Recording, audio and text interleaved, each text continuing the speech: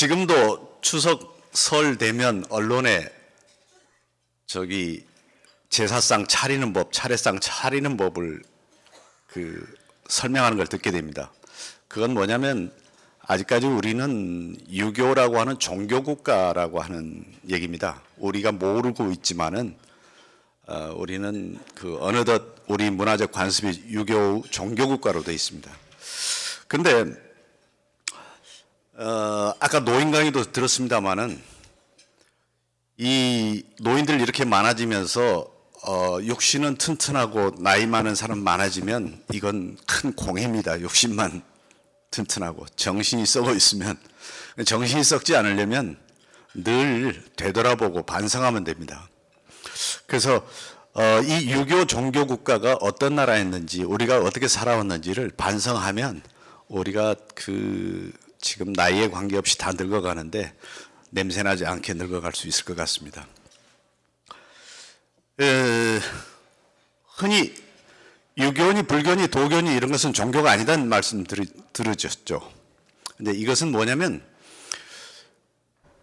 종교라고 하는 말이 라틴어 religio, 영어 religion, 이것을 번역어를 일본 학자들이 종교로 선택하면서 빚어진 오해입니다. 이 religio는 릴리그입니다. 하늘 세계에서 쫓겨난 인간이 다시 하늘 세계로 결합하는 것, 신과 재결합하는 게 religion이에요. 근데 이것을 번역한 종교는 무슨 말이냐면 으뜸가는 진리를 가르친다, 이 말이 종교입니다. 그러니까 유교는 유를 가르친다, 불교는 붓다의 가르침이다, 도교는 천지자연의 도를 가르치는 거다, 이런 뜻입니다. 그래서 언제부터 우리가 그러면 종교국가 유교가 됐나? 이 한무제 때부터입니다. 이 한무제는 우리 역사하고 관계가 있죠. 한사군을 설치했다고 그러죠.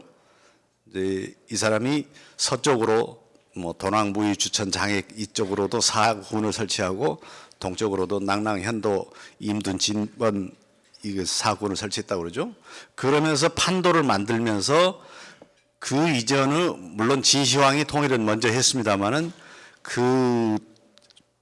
열국이 나눠져 있던 상태하고 전혀 다른 통일 제국은 어떤 방식으로 이 시스템을 바꿔야 되겠다. 이게 바로 유교 체제였습니다. 이제 그러한 체제를 답안지 써서 올려준 사람은 동중서였고요. 그래가지고 이 유교 체제를 천하를 다 이 유교 체제로 해야 되겠다라고 해서 주변국으로 퍼뜨리기 시작합니다. 주변국으로 퍼뜨릴 때는 책봉을 해주고 조공을 받고 하는 형식으로죠. 그게 다 유교 기본적인 체제입니다. 그래서 그 체제를 받아들인 것이 중하고 그 유교 체제를 받아들이지 않은 것이 이적, 오랑캐라고, 이러한 세계관이 바로 유교적 세계관입니다. 물론 이렇게만 말할 수는 없는 또 다른 설명한 방법은 있겠죠.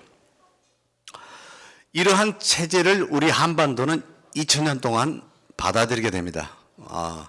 불가피하게 받아들인 면도 있었고 우리가 능동적으로 받아들인 면도 있었고, 우리는 반도이기 때문에 이 문화가 하나 들어오면 고이기 쉽습니다. 문화 주변국이기 때문에. 그래서 이러한 문화가 하나가 들어오면 자꾸 정체하고 쌓여지기 쉬운데, 이것을 하나의 매듭마다 반성하고 점검하는 일이 있어야 되는데 좀처럼 우리 역사에서는 그게 잘 이루어지지 않았어요. 그래서 조선왕조가 망할 때라도 왜 우리가 이렇게 살았고 이 조선왕조가 망했는지를 한번 반성해 볼 필요가 있었는데 식민지가 돼버렸고, 식민지 끝나고 군정 들어오고, 군정 끝나고 식민지 잔재 청산 가지고 갈등이 일었고, 또 좌우 대립이 있었고 분단이 돼서 전쟁까지 치르고 하는 바람에 요즘에 와서는 식민사관을 극복하자, 이런 목소리, 게다가 밥 좀 먹고 살게 되니까 전통문화를 회복하자, 우리 것이 좋은 것이요, 이런 분위기에 휩쓸려 가지고 막상 조선왕조가 왜 망했고 그러면 우리는 앞으로 어떤 나라를 만들어야 될 것인가에 대한 논의들이 활발하게 일어나지 않습니다. 그래서 제가 오늘 드리고 싶은 말씀은 오늘이라도 한번 이런 것을 한번 점검해 보자는 것을 간단히 말씀드리겠습니다. 그러면 이 유교 체제의 특징은 뭐냐? 한마디로 한자 문화입니다.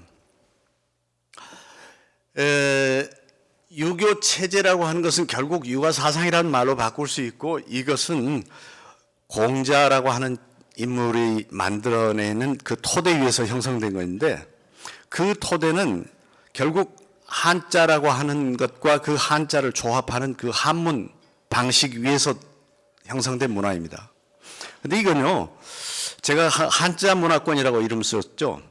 세계 모든 문화권들은 대체로 언어를 중심으로 형성이 되기 때문에 영어 문화권, 로마, 라틴어 문화권, 이렇게 언어를 중심으로 해서 문화권이라고 말을 합니다. 근데 이 한자는 독특하게 언어를 가지고 문화가 형성되지 않고 문자를 가지고 문화가 형성됩니다.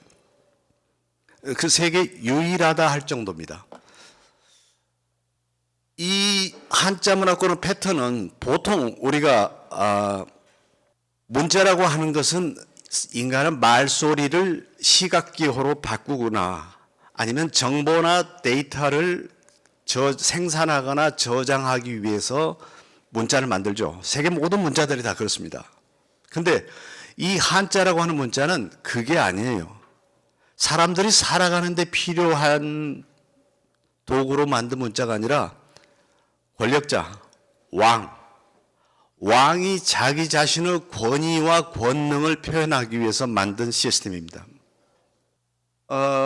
그러다 보니까 중국어를 사용하지 않는 지역에서도 얼마든지 사용할 수 있는 체계고, 3,000년 전의 시스템을 지금 똑같은 난이도로서 읽을 수 있는 시스템입니다. 우리 한국어는 불과 100년 전 언어만 하더라도 잘 읽기 어려운 대목들이 많습니다. 뭐 여러분들 판소리 사설 정도는 50%도 못 읽어낼 겁니다. 그러나 이 한문 체계는 3,000년 전에 쓰이는 것도 그대로 지금 똑같은 난이도로 있습니다. 이러한 특징이 어떠한 그 문화적 문법을 만들어내는가, 이것이 이제 유교 문화의 특징이라고 할 수 있는데, 그러면 우리가 다 아는 한자는 무엇에서 만들어냈냐? 한자 시호는 갑골문자라고 그러죠. 거북이 배껍질, 등껍질은 딱딱해서 못 써요. 거북이 배껍질이나 짐승들 견갑골, 이 넓적한 것을 가지고 불에다 구워서 그 불에다 구우면 찌지직 금이 가는데, 그 금이 길 쪽으로 가느냐 흉 쪽으로 가느냐, 이것이 점이 아주 단순한 방법입니다. 근데 이 점을 칠 때 미리 금이 길 쪽으로 가도록 구멍을 파놓거나 홈을 파놔요. 네. 그러니까 요즘 표현으로 하자면 여론 조작이라고 하겠지만은, 그 당시 그 갑골점을 치는 것은 여론하고 상관없습니다. 왕은 하늘이 내려준 자식이고, 그래서 천자고, 나 또한 죽으면 하늘로 올라가서 선왕이 되는 겁니다. 그 선왕들은 모여있는 집합체가 천이에요. 그러니까 천의 명령을 듣는 게 왕이니까, 천의 명령을 언제 듣냐? 제사를 지낼 때, 1년에 한 번씩 정기적으로 하늘에 대한 제사를 지낼 때 천의 명령을 듣습니다. 그래서 왕의 가장 큰 권위는 하늘에 대한 제사 지내는 거예요. 근데 그거 외에 수시로 자기가 통치 행위를 할 때 이건 내 뜻이 아니라 하늘의 뜻이야라고 설명할 필요가 있단 말이에요. 그래야 권위가 먹혀 들어갈 때, 그럴 때 점을 치는 거예요. 근데 그게 전부 세습직 사관이 전문적으로 하는데, 다른 사람은 알 리도 없고 보여줘봐야 뜻을 이해하지도 못하고, 오로지 왕의 뜻을 받들어서 세습직 사관이 조작을 해서 점을 쳐서 바치는 겁니다. 자, 그러면 그게 바로 한자인데, 현존 갑골 90%가 다 길로 나와 있다는 것이 바로 그런 증명이거죠. 이것은 바로 그러면 그 갑골 문자는 어떤 문자냐? 요즘의 이모티콘하고 비슷한 겁니다. 네.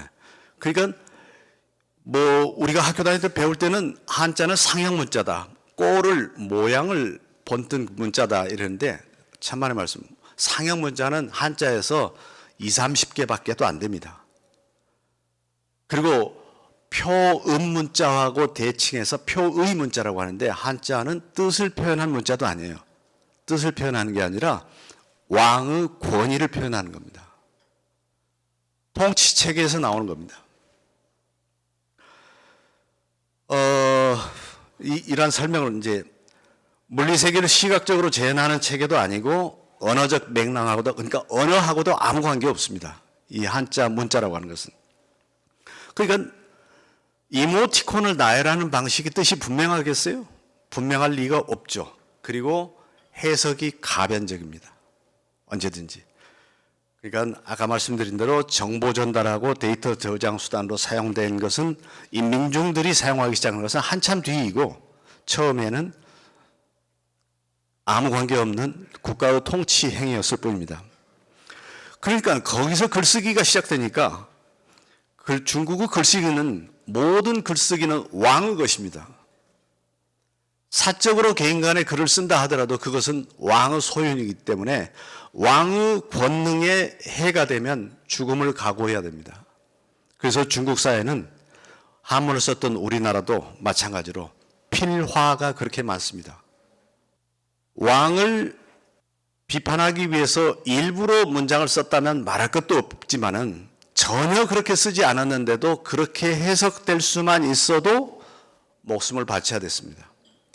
예컨대 청나라 때 보면요. 청풍하고 명월이 들어간 게 있어요. 명나라가 망하고 청나라가 들어섰잖아요. 그러니까 명월이 어떻고 청풍이 어떻고라고 하는 시구를 썼는데 너 명나라를 숭상하고 지금 청나라를 비난하는 거지 해가지고 수십 명이 죽습니다. 아무 상관없이 청풍 명월을 썼는데도 이것이 중국 글쓰기의 본질입니다. 네. 그러니까 중국의 글은 고도로 오랫동안 수련한 사람이 아니고서는 고도로 오랫동안 수련한 사람이라는 것은 통치계급입니다.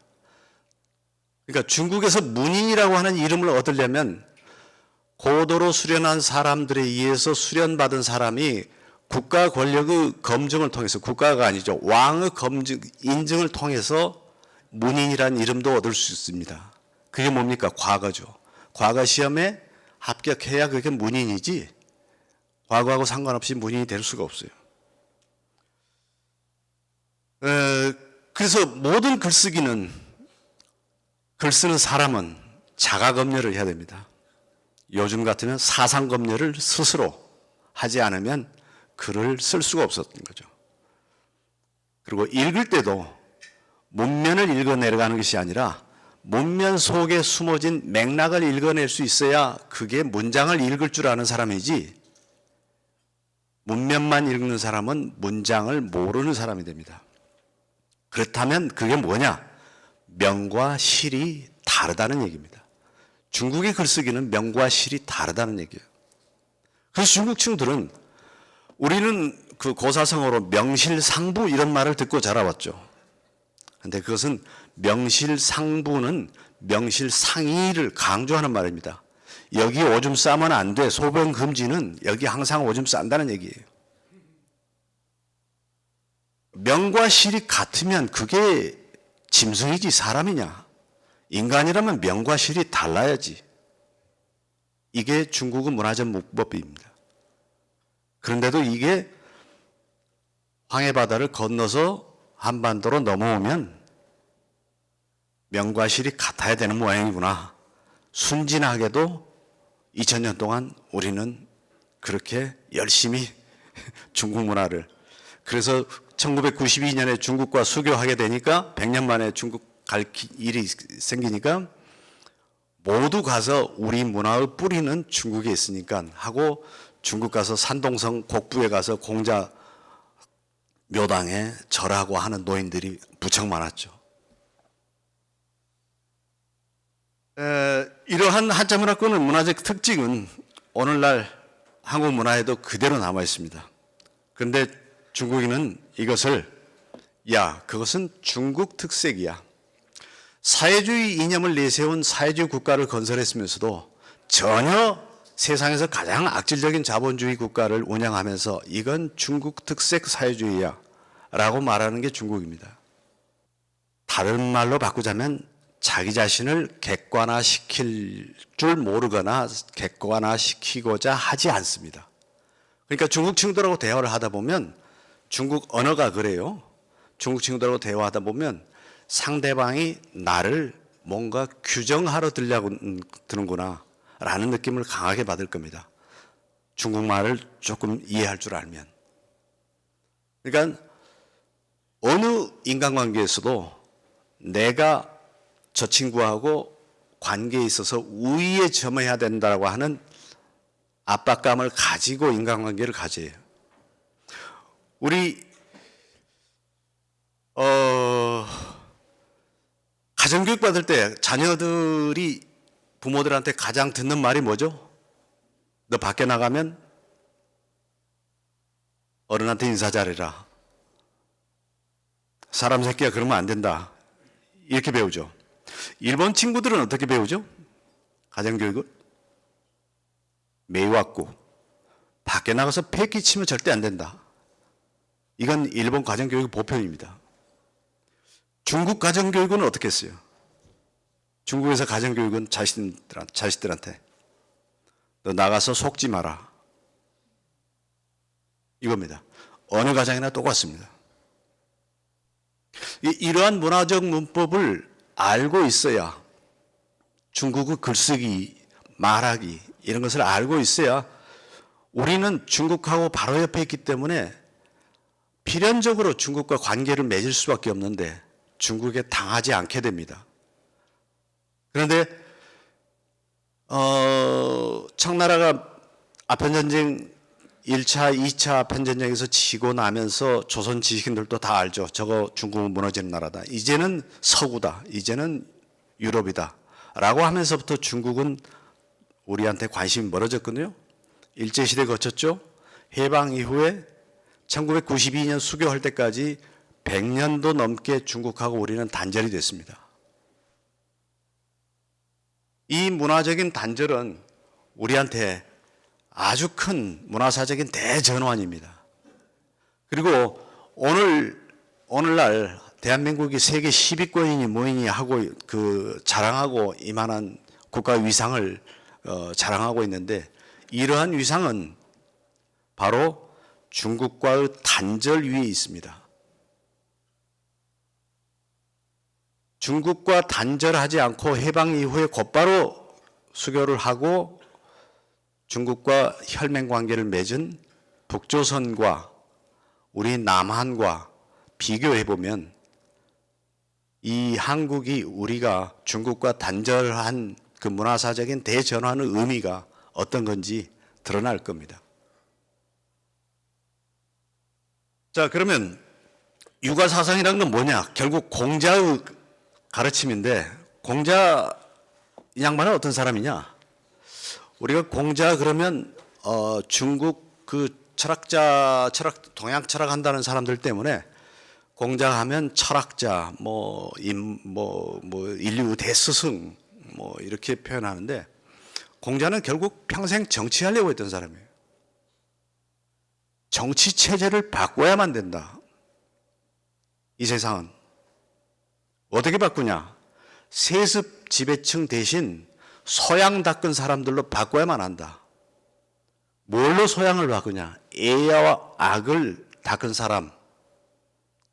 예와 악을 닦은 사람을 인을 완성한 군자라고 불렀습니다. 인을 완성한 군자가 새로운 지배층이 돼야 우리 태평세대 7을 이룰 수 있다. 이게 공자의 평생 모토였습니다.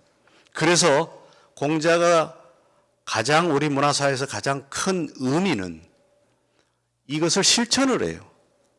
제자들 모아서 직접 가르쳐요. 이건 초유의 일입니다. 가지고 이 친구들을 예와 악을 키워서 정무 실무자로 등용을 하겠다.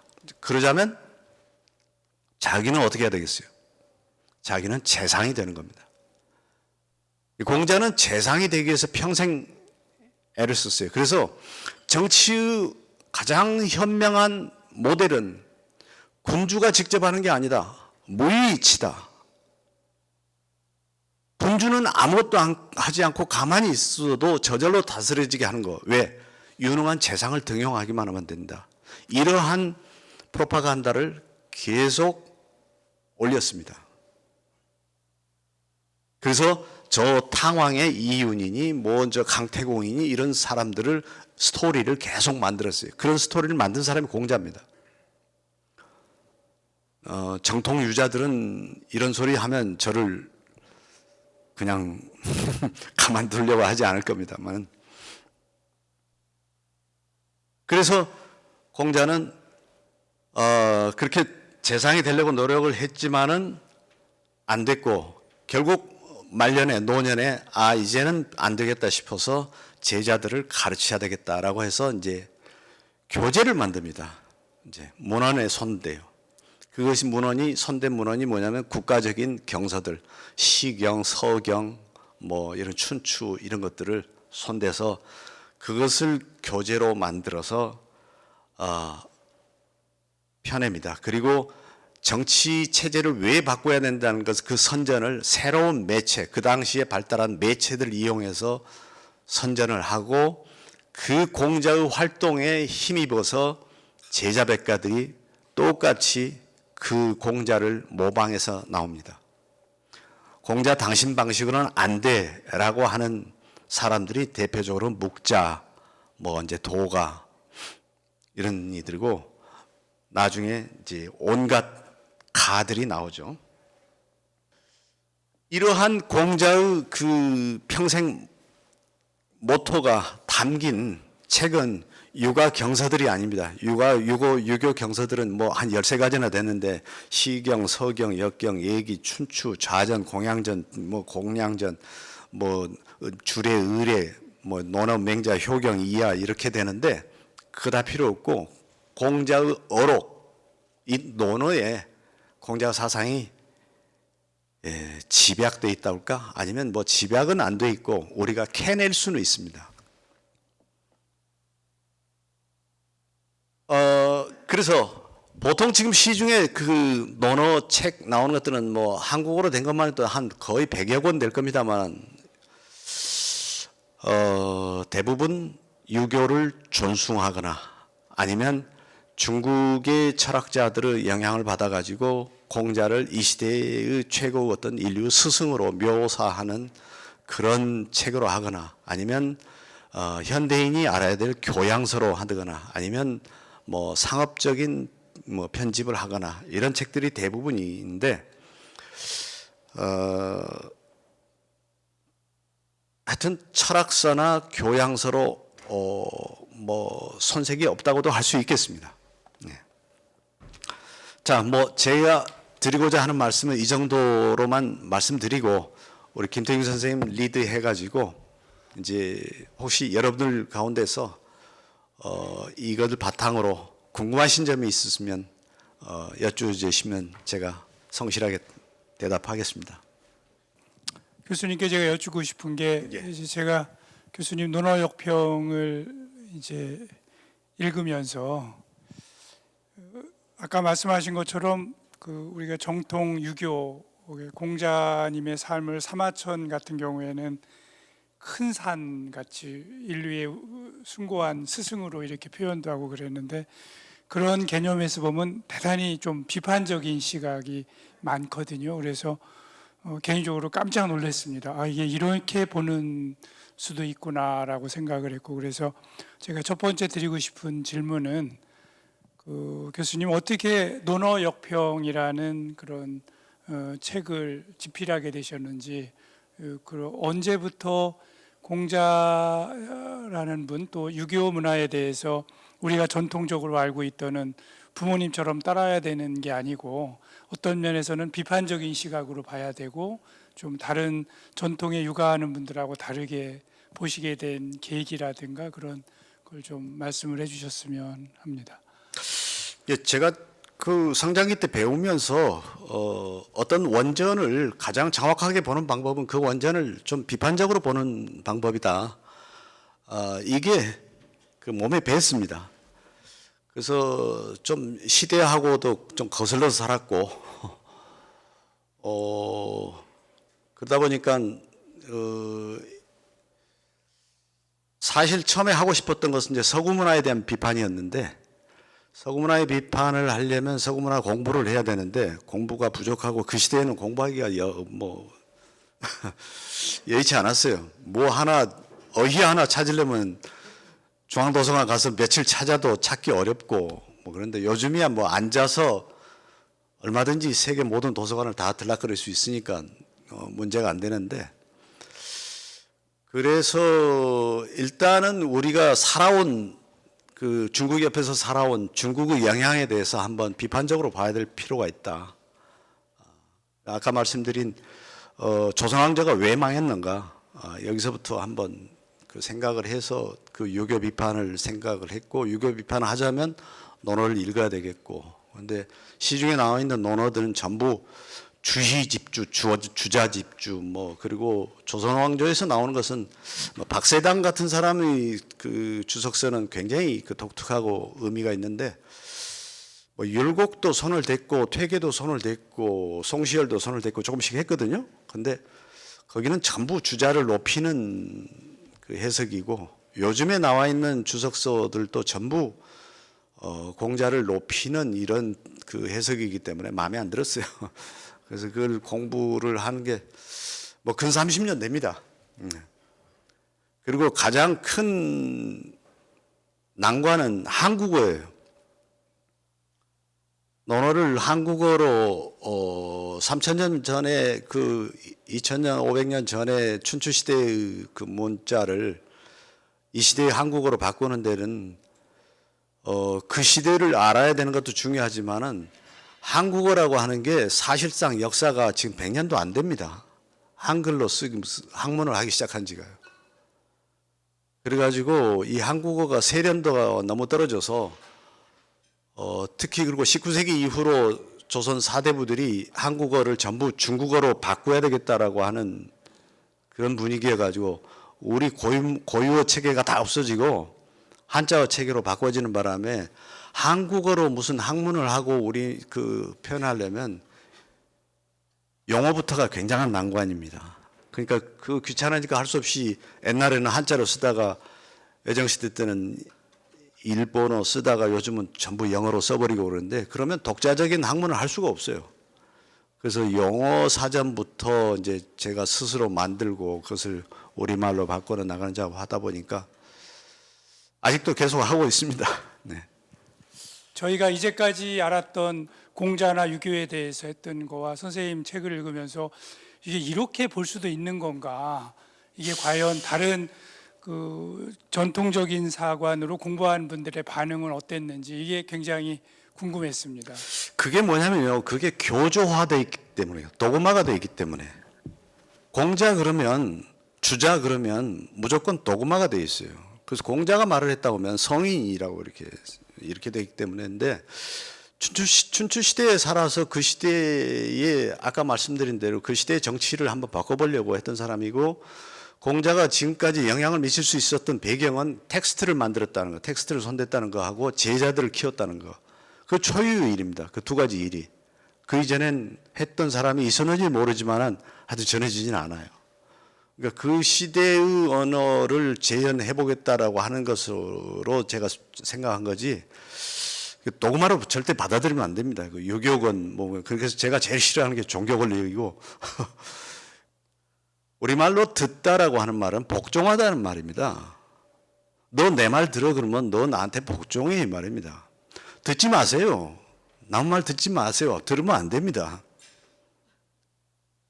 치열하게 자기 생각을 뜨겁게 분노할 줄 알아야, 더욱이나 젊은 나이라면, 남의 말 듣기 시작하면요, 그 인간은 종속적인 인간이 될 수밖에 없습니다. 예컨대 그러니까 공자가 50이 지천명했다는 것은 하늘에 1000명이 뭔 줄 알았다는 말은 포기하기 시작했다는 얘기고 60이 이순이라면 정말 내가 내 혈기대로 움직여서는 안 되겠구나. 내가 내 운명을 받아들여야 되겠구나. 이게 이순이거든요. 그런 것들은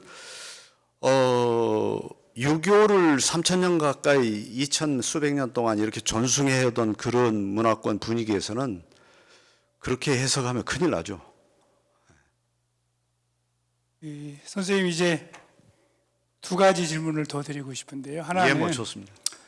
그 선생님 정리하실 때 중국 사람들은 명과 실이 분명해서 하는 얘기가 있고 실제로 자기가 생활 속에서 하는 다른 일이 있고 그게 명과 실이다.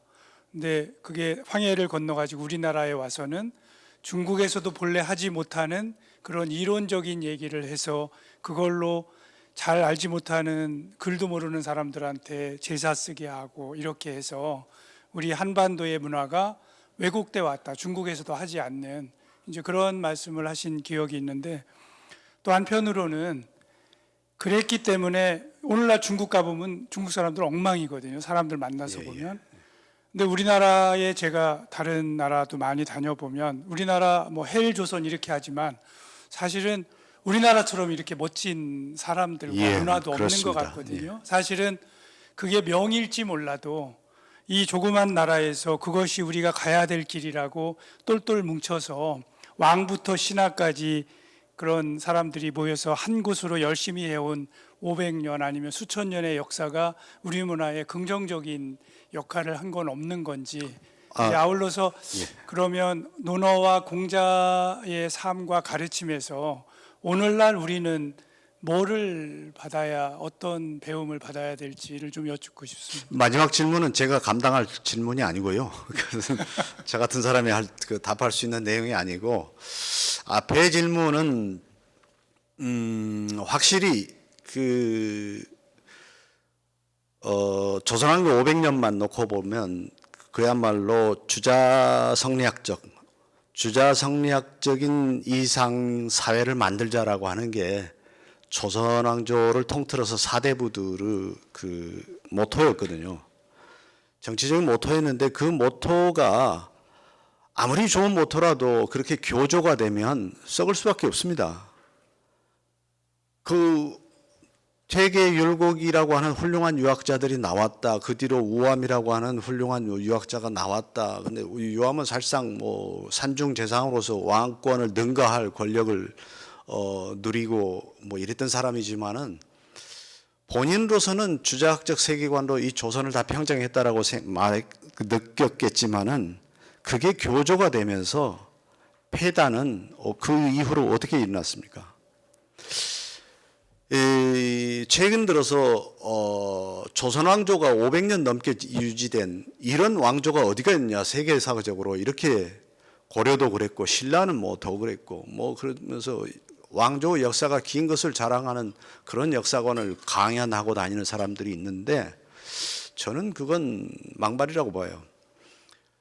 여기 조선 왕조가 그렇게 오래 걸 수 있는 것은 한반도라고는 이 반도라고는 지형이 한번 정권이 들어서면 좀처럼 무너지기 어려운 그 자연 조건이고 그 다음에 이 임진왜란에서 어땠습니까? 집권층이 아무런 책임도 없이 백성들을 도탄에 빠지게 하고 자기는 도망 다니고 이건 무너져야 될 정권이거든요.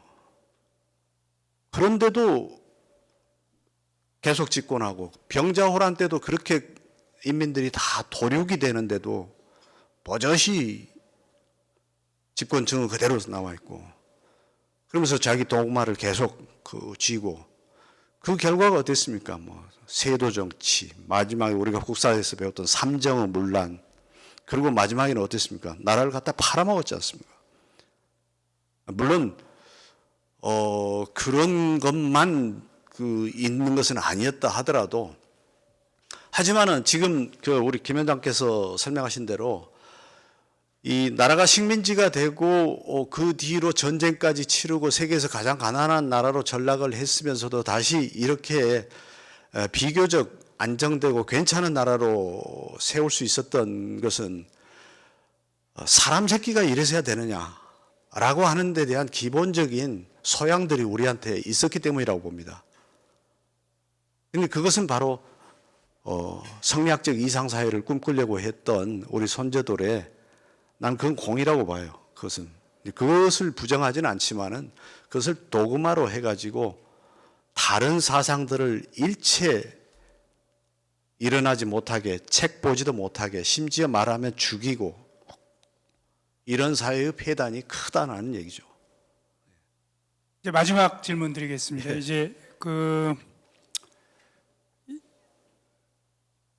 교수님은 이렇게 그 성현들의 가르침을 겉과 속을 깊이 공부하고 그러시면서 이면에 있는 걸 보면서 한편으로 굉장히 훌륭한 분인 줄 알았는데 좀 아니네라는 생각도 드시고 그러셔서 어떤 면에서는 좀 허탈하기도 하고 그러실 것 같은데, 이런 동양 고전 생각해서 성현들의 삶을 통해서 교수님의 삶의 개인적인 수행으로 어떻게 나아가시는지, 그리고 앞으로 이제 아까 그 태석기 원장님 프로그램 앞으로 얼마나 살 거냐 제가 돌려봤거든요. 그랬더니 교수님은 110살까지 사세요. 그래서 지금으로부터 한 40년 정도 일을 더 하셔야 되거든요. 그래서 향후 40년의 계획을 한번 이 자리에서 말씀해 주시면 감사하겠습니다. 뭐 삼선경언을 해서 제가 뭐 저 종신 집권할 것도 아니고 성현이라고 하는 것은 우리가 그런 언어 레토릭에 넘어가지 않아야 됩니다. 성인이라고 하는 말은요, 원래 들을 성자하고 성인 성자하고 같은 글자입니다. 동자입니다. 하늘의 소리를 듣는다는 사람이에요. 여러분 저 북경에 티엔탄 천단 공원 가보셨습니까? 거기 가보면 천단에 있어서 한 가운데 중심 동심은 그러니까 거기 가서 서서 이렇게 아 하고 보면 울립니다. 이게 저 회음벽이 있어가지고 울리게 돼 있어요. 거기 누구나 올라가서 아 하면 울립니다. 그런데 거기는 천자만이 올라가는 자리예요. 그래서 거기서 소리를 지르면 하늘의 소리를 들린다, 하늘의 울림이 있다라고 이렇게 속였던 거거든요. 성인이라고 하는 것은 하늘의 소리를 듣는 사람이라 이 말이에요. 그런데 공자 때부터 그게 그러니까 직연이 열린 사람이다, 이렇게 의미가 좀 변화돼서 흘러갑니다. 근데 역사상 그 성인이라고 하는 사람들은 누구나 다 음과 양, 이면이 다 있습니다. 표면과 이면이 다 있는 거죠. 그 표면과 이면을 다 일치시키려고 애를 쓰는 사람은 참 고지식하고 답답한 사람들이에요. 그러니까 공자 제장 중에서 그 증자라고 하는 사람, 증삼이라는 사람, 죽을 임박에 제자한테 야, 내 손 펴봐라. 난 신체 발부 수지 부모라서 내가 평생 이 손 안 다치게 하려고 내가 평생 살았다. 나 이제 내가 죽게 되면 내가 이 효도에 대한 부담을 놓게 됐겠다 하고 죽거든요. 아, 그게 뭡니까? 그게 성인입니까? 그리고 우리가 역사상에 유명한 사람들 치고 이해 못하는 이면들이 얼마나 많이 있습니까? 오히려 인간이 그런 거 아닙니까? 근데 그러면서도 또 뛰어난 업적도 내세우고 그렇게 해야지. 아무개는 어떤 성이니까 대단한 뭐 완전히 일색으로 대단한 것으로 갖춘 사람, 이건 괴물이죠. 그러니까 그런 성인에 대한 기대 이런 것부터가 굉장히 사람을 현혹시키는 권력들의 레토릭입니다. 아무개가 성인이다. 불교에서도 아무개는 견성했대. 누구는 성불 했대. 어느 스님이 최고야. 라든지 뭐 요즘 어느 목사가 뭐 어느 신부님이 최고야. 이것들은 죄다 나쁜 권력들이 하는 얘기입니다. 그런 말에 속지 말아야 됩니다. 그냥 우리 인간처럼 살면 되는 거고요. 저는 저 계획을 물어보시는데 저는 그냥 서생에 불과합니다. 그래서 앞으로 그냥 제가 썼던 책 개정판 계속 원고 업데이트나 하고 있고요. 다른 걸 할 줄 아는 것은 없습니다. 그리고 오늘처럼 이렇게 좋은 인연을 맺어주신 우리 김 원장님께 감사드리고, 이런 자리가 있으면 또 이렇게 연결을 해서 만나면 되는 거죠. 뭐. 자, 고맙습니다. 네. 큰 박수로.